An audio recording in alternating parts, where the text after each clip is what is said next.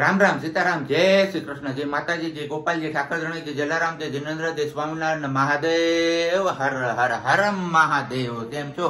મોજમાં? તો વાંધો નહીં મારા બાપુલી, મોજમાં જ રહેવાનું છો. મોજે મોજ ને રોજે રોજ વાલા. તો વાગ્યા છે 7:45, 5ની વાર ને ચા પાણી નાસ્તો ને આપણું થઈ ગયું છે બધું કમ્પ્લીટ. અને અહીંયા હવે વાલી માટે થાય છે ગરમા ગરમ ભાખરી. ગુડ મોર્નિંગ, જય શ્રી કૃષ્ણ મમ્મી. જય શ્રી કૃષ્ણ. સારું ને તબિયત પણ? તો વાંધો નહીં, ચલો. અને વાલી અત્યારે થોડોક પૂજા પાઠ કરે છે એટલે આપણે એમને ડિસ્ટર્બ નથી કરતા. અને હા, હજી શું એક મારે વાત કહેવાની હતી તમારા લોકો સાથે. હા, રેડી. આ અગાઉ એકવાર મેં તમને લોકોને વિડીયોમાં પૂછ્યું હતું કે તમે આ વિડીયો જ્યારે જુઓ છો ત્યારે તમારા ગામમાં કેટલું ટેમ્પરેચર છે એ તમારે નીચે કમેન્ટ બોક્સમાં કમેન્ટ કરીને જણાવવાનું છે. પણ કોઈ એવું કર્યું નથી, તો આજે હું ફરીવાર એકવાર તમને અપીલ કરું છું. તમારા ગામમાં કેટલું ટેમ્પરેચર છે જ્યારે તમે આ વિડીયો જુઓ છો એ તમારે નીચે કમેન્ટ બોક્સમાં કમેન્ટ કરીને જણાવવાનું છે. અને ટેમ્પરેચર જોવું હોય તો અત્યારે તો બધા પાસે એન્ડ્રોઈડ સ્માર્ટફોન છે જ, તો સ્માર્ટફોનમાં એ ફેસિલિટી આવે છે. કારણ કે મારે જોવું છે કે કયા ગામમાં કેટલું ટેમ્પરેચર રહે છે. કારણ કે અત્યારે હવે હોટ સિટી કહીએ ને તો રાજકોટ છે, ને રાજકોટ પછી કદાચ જુનાગઢ આવતું હશે. કારણ કે જુનાગઢમાં ગિરનાર છે ને ગિરનાર પાકા પથ્થરોનો બનેલો છે ડુંગર, એટલે ત્યાં એ તપે એટલે આહા ભૂકા કાઢ નાખે, અગ્નિના ગોળા વરસે ને એવું થાય છે. એમાં કાલ બપોરે તો મેં અનુભવ કરી લીધો. મેં કીધું આ ભાઈ બપોરે કેવી રીતના લોકો બહાર નીકળતા હશે, પણ ખરેખર 12 થી 3ના સમયગાળા વચ્ચે છે ને બહાર નીકળવાનું ટાળવું જોઈએ. પણ આ તો મારે કાલ કમ્પલસરી હતું એટલે મારે જવું પડ્યું હતું.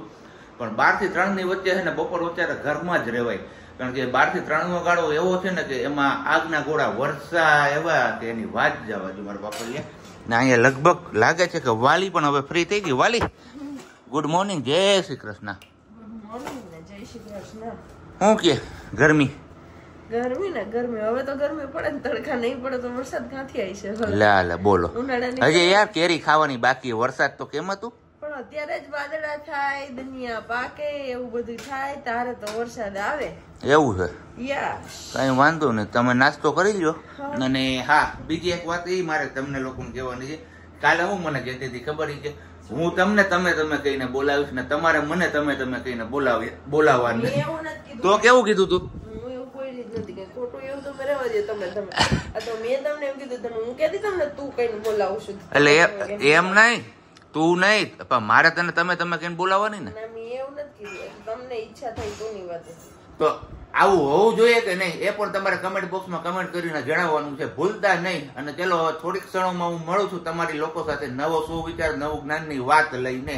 ત્યાં સુધીમાં હું હજી એકવાર ચાનું રાઉન્ડ મારી લઉં અને તમે છાશ પી લો. કારણ કે બપોરે જોવો છો ત્યારે 1 વાગ્યો હશે અથવા 1:30 કે 2 જેટલા વાગ્યા હશે ને તમારું બપોરનું ટાણું પણ હશે. તો તમે ઠંડી ઠંડી છાશ પીવો ને હું ગરમા ગરમ ચા પીવું. કારણ કે અત્યારે છે સવારનો સમય. અત્યારે ચાનો બીજો રાઉન્ડ હું કેમ મારું? કારણ કે આ એમ પોતે નાસ્તો કરીએ છીએ એટલે હું નાસ્તો કરતી મારી યાર એને ચા પીવી જ પડે, નકર એને ખોધરી નો હોય એમ કહીને આપણે સંતોષ નો મળે એટલા માટે. ચલો તો કીધું તું એમ કે થોડીક ક્ષણોમાં હું તમારી સમક્ષ રજૂ થઈશ નવા સુવિચાર કે નવું જ્ઞાનની વાત સાથે. તો ફાઇનલી સમય આવી ગયો છે હવે. તો કોણ કહે છે સિગ્નેચર અને નેચર નથી બદલાતા, બદલાય છે જ્યારે કોઈ વ્યક્તિને આંગળી ઉપર લાગે ને જે હાથે સિગ્નેચર કરતો હોય ત્યારે એમની સિગ્નેચર પણ બદલાઈ જાય છે. અને જ્યારે કોઈ વ્યક્તિને એમના દિલ ઉપર કોઈ ઘા કરે ને ત્યારે એમનું નેચર પણ બદલાય છે. આ વાત ઉપર તમારે શું કેવું એ નીચે કમેન્ટ બોક્સમાં કમેન્ટ કરીને જણાવવાનું છે. ને વાલી અમારે હવે પાછી મૂંઝાઈ ગઈ છે સવારમાં. શું થઈ ગયું? કઈ થયું નથી. તો તમારે ઓફિસ જવાનું પાછા એકલા ને એકલા માર્ચ મહિનાના હવે 4-5 દિવસે પૂરા થાય તો મને શાંતિ થઈ. એટલે બોલ એમાં શું હોય? નો મજા આવે આખો દી એકલા એટલે. તે ન કરે ઘરે જ ક્યાં હોય? ઓફિસ તો જવાનું હોય. તો વહેલા વહી આવતા હોય ને એટલે હવે તાઈ તો જાવ એટલે ખબર કે રાતે આવશે કઈ આવશે ખબર નહીં. બોલ એવું બધું હોય. એમાં કઈ જર્જરીએ નો લઈ આવવાનું હોય આંખમાં? જો તમે જો હે કે નથી? કઈ નથી હવે. હા રોવા માંડી તઈ આજ બધાયની સામે. હું કામ રો ગઈ મને શું થયું?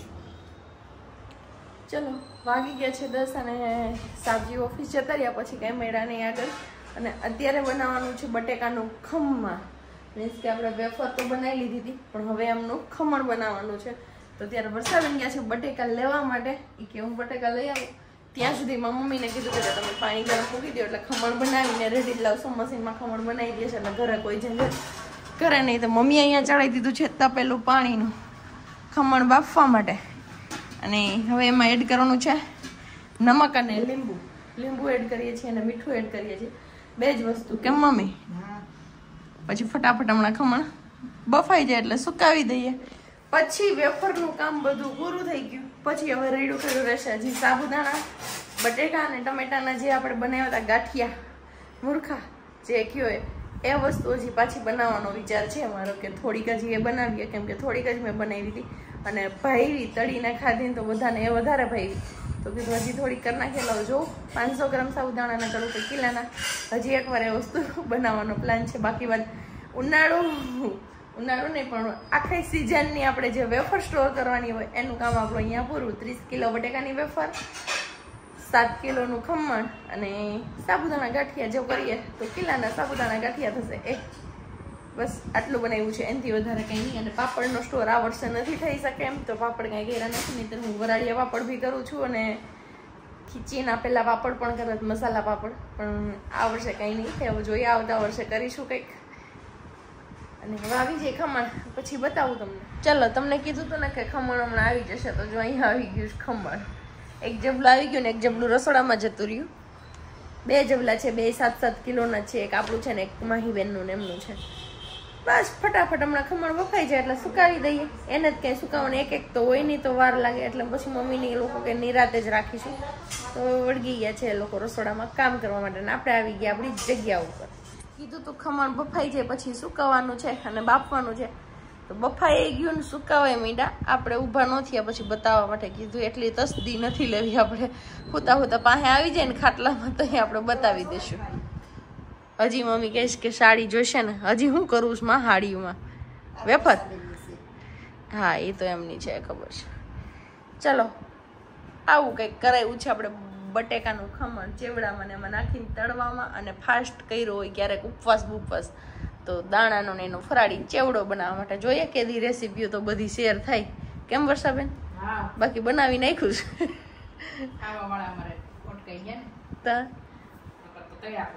ખાધા રાખે.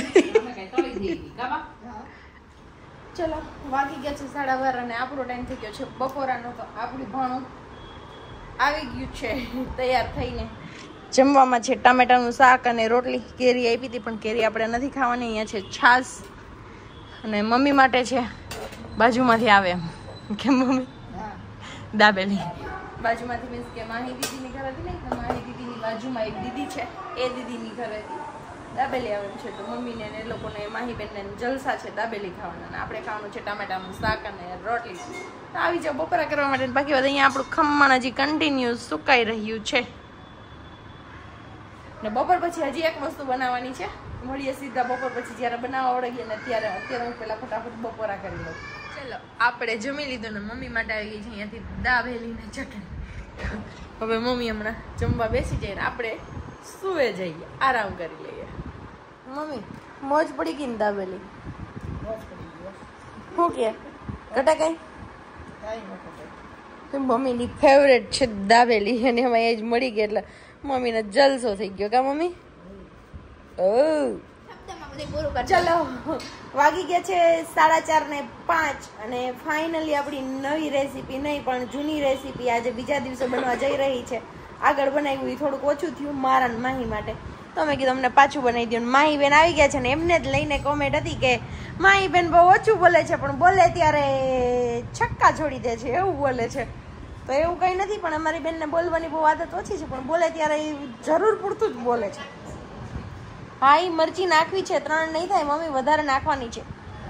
કિલો સાબુદાણા પણ ઓછા શબ્દમાં બધું આવી જાય એવું બોલે. એ વાત સાચી, એકદમ સાચી વાત કરી માહી બેન. ઓછું બોલવાનું પણ થોડા શબ્દોમાં બધું આવી જાય ને એવી રીતે બોલવાનું. કેમ માહી બેન? તો પછી અહીંયા આપણું ખમણ હજી કન્ટિન્યુ હુકાય છે. હાઈન થઈ જાય હુકાતા અને બાકી વાત બનશે હવે હમણાં સાબુદાણા બટેટા અને ટામેટાના ગાંઠિયા. શું કહો તમે? ખવાતું જાય એમ ભેગું ખવાતું જાય છે કેમ કે હજી હુકાણું નથી ને કુડકુડ નથી થતું ને એટલે અમે ખાતા જઈએ છીએ. ખાવાનું ચાલુ રાખ્યું છે હારે બીજું શું હોય. બે માતુશ્રી વર્ગીયું છે. માતુશ્રી ના હોય, આ માતુશ્રી છે આમના. માતાશ્રી હોય. આ ઈ માતાશ્રી ને માતુશ્રી ને આ માતુશ્રી છે મારા, જે આદુ ને મરચું ને કઈક ખમણ ને પીસણ ને કરે છે. આમાં કંઈક કરવાનું છે બ્લેન્ડર મારો ને આમાં બ્લેન્ડર લાગી ગયું છે. આ તો આપણે ઓલરેડી એકવાર બતાવી દીધું હતું. ઈ જ વળી રેસીપી બને છે એટલે હું રેસીપી આખી નહીં બતાવું. બટેકા બફાઈ ગયા છે, હવે એમને ઉકાળવાનું છે. પણ એક કંઈક બટેટાની નવી ટ્રીક છે એમ બે કહેતા હતા, ખબર નહીં હું એને ટ્રીક ગોઈતી હોય આ બે ભેગા થઈને. જો ઘુસુર તો ચાલુ જ રે. ઘુસુર અમારું શું છે તમારી સિક્રેટ પ્લાન બોલો? એમાં કાઢશું નવો આઈડિયા. હા પેલા ખમણીમાં ખમણતા, હવે ખમણી મેલ પડતી ના ઝારા આવી ગયા તો ઝારામાં ખમણવાનું ચાલુ. આમાં નહીં થાય. Okay done. એમાં કરો. એને હજી વાર છે બા ગાળવાને. હા હજી બટેટામાં સીટીયું વાગે કામ અહીં. અને આ બેન ને અમારે કઈક પાકું કરવાનું છે, પણ શું કરવાનું છે એ નથી ખબર પાકું. હાલો ભાઈ તમે કેજો શું કરે? રાણી દુર્ગાવતી સમજાવાય કે વણઝારા સમજાવાય? મેં તો એને વણઝારા કીધું. જીઓ વણઝારા. હોતા કામ કરવાનું. તો હું મારા માહી બેન મને એમ છે રસોડું ધીમે ધીમે બહાર લઈશ. બસ કે ભાભી અહીં ચૂલો રાખ દો, ગેસ રાખ દો, બાટલો ને બધું તમારે હુતા વઘાર કરતી ને રસોઈ બનાવી દો. આવા દિવસો આવી ગયા મારા. મેં તો આવી ગઈ રસોઈ બનાવવાની. મેં તો કીધું તું હું કરી દઉં તો કે મને કોઈનું ન ગમે, મેં રહેવા દીધું. તે કીધું પણ એ વાત હાચી, પણ તને ન આવડે આવું. તો મને આવડે, બધું આવડે. તને બધું આવડે ખાતા? ના હો ભાઈ. તો કામ કરતા? હા. તો હારું ને. મારી બેન થોડા બેઠી છો ને હે તો મને કેવું લાગે છે ખબર? હા. તે આવા કપડા ન પહેરવાને પહેરશું ને તો મોટી બાઈ હોય ને એવું. મેં એવી છું? ના એવી નથી, છો નાની. તો તો એવું કહું છું, મને એવું લાગે છે. શું કર્યું તમે? મેં બનાવ્યું છે ગવડું દહીં. ગવડું મીન્સ કે ગળ્યું દહીં. એને શું કરવું તમારે? ખાંડ સંચળ બે મિક્સ કરીને પછી હલાવવાનું.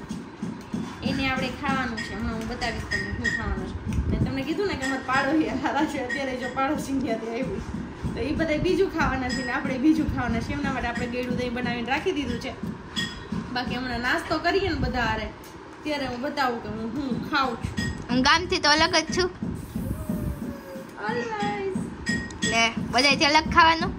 યસ બધાયથી અલગ ખાવાનું. ચખાડશો નહીં મને? નો. યો કેવી ના પાડી દીધી. નો દઉં ચા ખાવા ભાઈ. તો કઈ નહીં, અમે નહીં દઈએ. તમે શું નહીં દો મને? તમારે જેમાં ખાવો ની વસ્તુ અમ નહીં દે. તમે હાથે જ લેવા નહીં જાવ. એ તો મને ખબર છે. મને કે ખાવા દિવસ ન કરે કેરી. તમે કેવા ખાવ છો બધા એને કેરી? હું તો પાકેલી ખાઉં છું. તો પછી બસ તો મને દીધી કોઈએ? મેં તો કીધું તું. ના પાડી દીધી ને, એ નહીં ખાવાની તમારે. એવું છે ભાઈ. હાલે એના ભલા. આવો જમાનો છે કાને. આ તમારી ઘરે કેટલી મસ્તી છે નણંદપુરી. કેમ ભાઈ? બાકી તમે સિરિયસલી એવું ન હોય.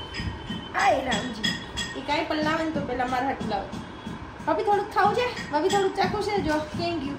આ મોટામાં મોટી ગીફ્ટ છે. ભાભી તમે મોબાઈલ જોતા ને હાથમાં પકડીને એમ નહીં કે પકડવાનું કે દુખે. આમાં રાખીને તમારે જોવાનું. આમાં બેન ગયા હતા દુકાને યાદ લાવ્યા માટે.